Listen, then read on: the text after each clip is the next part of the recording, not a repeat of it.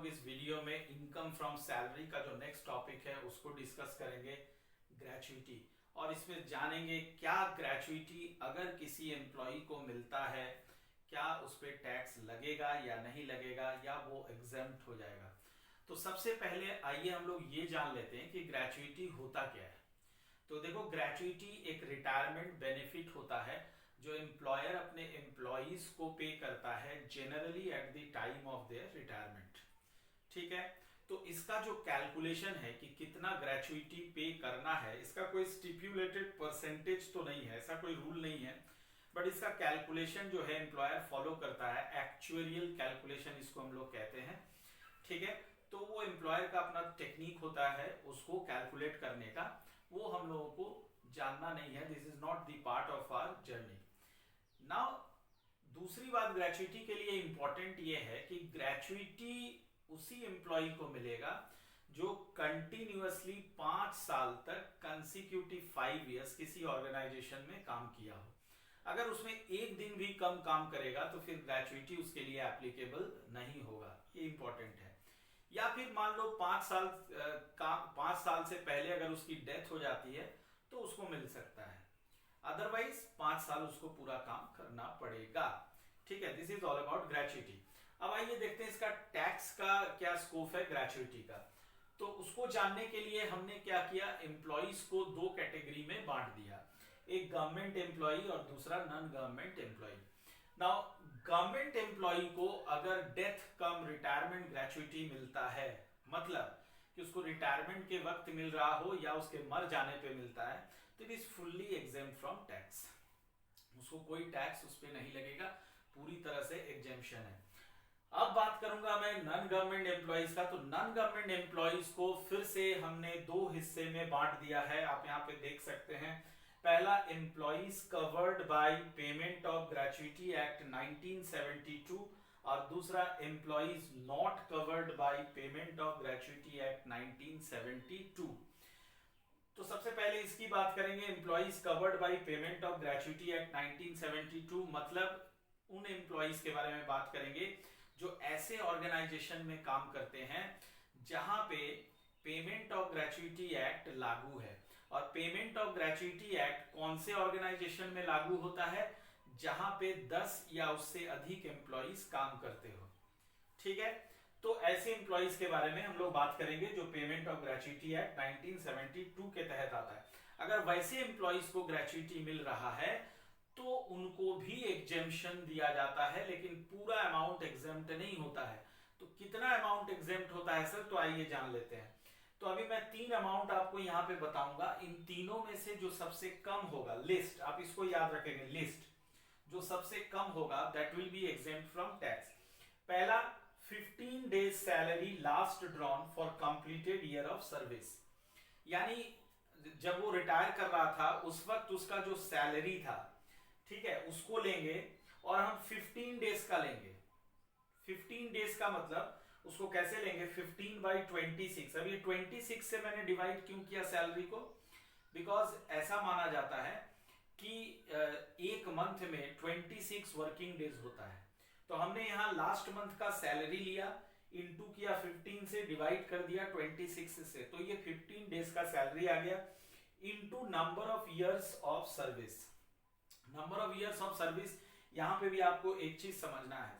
पहला बात कि number of years of service हम कैसे कैलकुलेट करेंगे, अगर जब से वो ज्वाइन किया है और जब वो रिटायर कर रहा है उसके बीच मान लो ऐसा आता है कि उसने 10 इयर्स 6 मंथ्स उसने जॉब किया बिफोर रिटायरमेंट, तो हम इसको 11 मंथ्स ले लेंगे। क्यों लेंगे, ये 10, और अगर कोई एम्प्लॉई 6 महीना या उससे अधिक काम करता हो तो उसको हम पूरा 1 साल मान लेते हैं, यानी 11 हो जाएगा।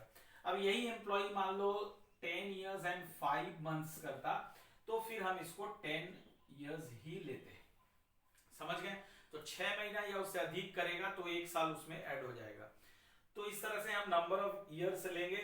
अब रहा सवाल कि सर सैलरी में इसमें क्या क्या आएगा, तो इसको आप नोट कर लेंगे कि सैलरी में इसमें आएगा, salary will include basic salary plus DA. ठीक है, रिटायरमेंट बेनिफिट के लिए हो चाहे ना हो, डीए को हम हमेशा इसमें लेने वाले हैं। तो इस तरह से हम ये पहला वाला अमाउंट निकालेंगे। दूसरा जो अमाउंट है वो 20 लाख से ये फिक्स है। पहले ये 10 लाख था, अब इसको हाइक कर दिया गया है, 20 लाख हो गया। और तीसरा है ग्रेचुइटी एक्चुअली रिसीव्ड, जितना ग्रेचुइटी उसको एक्चुअली मिला है। तो इन तीनों में से जो सबसे कम आएगा, that amount will be exempt from tax. For whom? For the employees covered under payment of gratuity Act 1972. अब बात करूंगा employees not covered by the payment of gratuity Act 1972, इनके लिए क्या है? तो इनको जो अमाउंट मिलेगा ग्रेचुइटी का वो भी एग्जेम्प्ट होता है। लेकिन कितना एग्जेम्प्ट होता है? तो फिर से मैं 3 अमाउंट बताऊंगा और तीनों में से जो सबसे कम होगा least, that will be exempt from tax. पहला है half months average salary for each year of completed service. Now try to understand half months average salary. तो ये हाफ मंथ्स एवरेज सैलरी हम लोग कैसे निकालेंगे? तो आपको यहाँ पे एवरेज सैलरी पहले निकालना पड़ेगा। तो सर एवरेज सैलरी हम लोग कैसे निकालेंगे? तो एवरेज सैलरी निकालने के लिए आप देखेंगे जिस दिन वो रिटायर किया, सपोज वो 15 अक्टूबर में रिटायर किया, तो 15 अक्टूबर से हम इसको छोड़ देंगे और फिर 14 अक्टूबर से हम गिनती शुरू करेंगे और पिछले 10 मंथ तक जाएंगे। 14 अक्टूबर से उल्टी गिनती करेंगे 10 महीने तक, ठीक है। तो उस 10 महीने का सैलरी हम टोटल लेंगे कि उस पिछले 10 महीने में जिस दिन रिटायर किया उसके पिछले 10 महीने में उसका टोटल सैलरी कितना था और उसको डिवाइड कर देना है 10 से, तो ये एवरेज सैलरी आ जाएगा। फिर से मैं दोहराता हूं, जिस दिन वो रिटायर किया उस दिन को छोड़ करके उसके पिछले 10 महीने तक का सैलरी लेना है और उसको डिवाइड कर देना है 10 से, तो आपको मिल जाएगा एवरेज सैलरी, ठीक है। अब एवरेज सैलरी जो भी आएगा उसका हाफ लेना है, यानी हम इसका कैलकुलेशन कैसे करेंगे? You see half into average salary into number of years, ठीक है। Half into average salary into number of years. अब सर इसमें नंबर ऑफ ईयर्स हम लोग कितना लेंगे?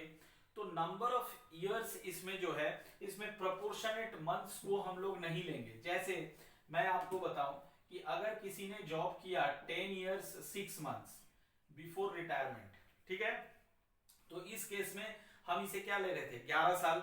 लेकिन यहां पे not covered by payment of gratuity act में ये 10 ही रहेगा, यानी प्रोपोर्शनेट मंथ्स का यहां कोई वैल्यू नहीं है। सपोज किसी ने काम किया 10 इयर्स 5 मंथ्स, तो भी ये कितना रहेगा? 10 इयर्स, यानी प्रोपोर्शनेट मंथ्स का यहाँ पे कोई वैल्यू नहीं है। अब दूसरा चीज इसमें ये जानना है कि सर आपने अभी बताया इसमें कि सैलरी में सर बेसिक सैलरी और डीए आता है, पर इसमें सर क्या क्या आएगा सैलरी में, ये आप सीख लीजिए। तो इसमें जो है सैलरी में आप लेंगे basic salary plus DA. DA को तभी लेंगे if considered for retirement benefit plus commission at fixed percentage. तो ये 3 चीज इसमें लेना है सैलरी में। दूसरा अमाउंट इसका आता है 10 lakhs। इसमें 20 lakhs है, इसमें 10 lakhs है, इसमें कोई हाइक नहीं हुआ है। और तीसरा ग्रेचुइटी एक्चुअली रिसीव्ड। तो ये तीनों में से जो सबसे कम रहेगा that will be exempt from tax. So this is all about taxability of gratuity. Now ये भी आपके लिए जानना जरूरी है कि सपोज ऐसे कई बार होता है कि कोई एक एम्प्लॉई है और उसको 2 एम्प्लॉयर से ग्रेचुइटी मिल रहा है, ठीक है। अगर ऐसा सिचुएशन है तो फिर ये जो परमिसिबल लिमिट है इसमें 20 lakhs और इसमें 10 lakhs, तो दोनों एम्प्लॉयर का मिला करके वो एग्जेम्पशन कभी भी इन दोनों अमाउंट को एक्सीड नहीं कर सकता। जब हम उसका एग्जेम्पशन कैलकुलेट करेंगे तो 20 lakhs और 10 lakhs से वो ज्यादा एक्सीड नहीं कर सकता। ये बहुत इंपॉर्टेंट है, इसको आप याद रखेंगे। दूसरी बात, मान लो कोई एम्प्लॉई है जो पहले एक बार किसी ऑर्गेनाइजेशन से रिटायर कर चुका है और उसको पहले भी कहीं से ग्रेचुइटी मिल चुका है और आपने उसका एग्जेम्पशन इस तरह से निकाला है। अब कुछ सालों के बाद 10-20 साल के बाद वो फिर दूसरे ऑर्गेनाइजेशन से रिटायर कर रहा है और फिर से आप उसका एग्जेम्पशन इस तरह से निकाल रहे हैं, तब क्या रूल है, तब ये रूल है कि उस समय पहले वाले एम्प्लॉयर से जितना ग्रेचुइटी उसका एग्जेम्प्ट हुआ था उस अमाउंट को जब हम करेंट ईयर में जब ये एग्जेम्पशन निकालेंगे तो पहले जितना एग्जेम्पशन उसको मिल चुका है that amount of exemption will be deducted from this permissible limit of 20 lakhs and if he is covered by this then it will be deducted from the permissible limit of 10 lakhs। ये gratuity का बहुत important rule है, I hope आप इसको याद रखेंगे।